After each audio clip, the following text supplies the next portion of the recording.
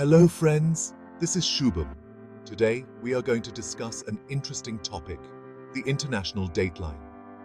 The International Dateline एक imaginary line है जो पृथ्वी के मध्य में स्थित है, जो दो दिनों के बीच का अंतर करती है। यह रेखा 180 डिग्री मेरिडियन पर स्थित है, जो पैसिफिक ओशन के मध्य से गुजरती है। Let's talk about the history of the International Dateline. The International Dateline की स्थापना 1884 में वॉशिंगटन डीसी में आयोजित अंतरराष्ट्रीय मेरिडियन सम्मेलन में हुई थी।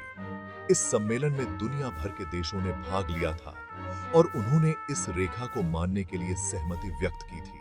I know that all of you are very excited to know how it works. चलो जानते हैं। जब आप इंटरनेशनल डेट लाइन को पार करते हैं, तो आप एक दिन से दूसरे दिन में पहुंच जाते हैं। यदि आप वेस्ट से ईस्ट की ओर यात्रा कर रहे हैं, तो आपको एक दिन आगे बढ़ना होगा, जबकि यदि आप ईस्ट से वेस्ट की ओर यात्रा कर रहे हैं, तो आपको एक दिन पीछे करना होगा।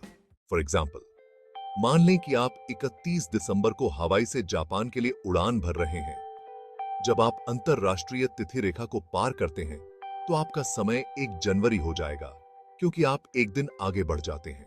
अंतरराष्ट्रीय तिथि रेखा केवल तिथि को बदलती है, समय नहीं।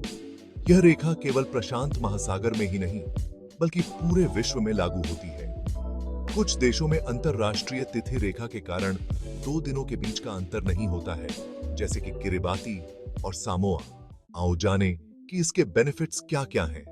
अंतरराष्ट्रीय तिथि रेखा को समझने से आपको विश्व भर में यात्रा करने में मदद मिलती है। यह रेखा व्यापार, वाणिज्य और संचार में महत्वपूर्ण भूमिका निभाती है। अंतरराष्ट्रीय तिथि रेखा के कारण कुछ देशों में 2 दिनों के बीच का अंतर होता है, जो व्यापार और वाणिज्य के लिए महत्वपूर्ण है। आई होप आप लोगों को यह वीडियो अच्छी लगी होगी। Thanks for watching. Take care, tata and bye bye.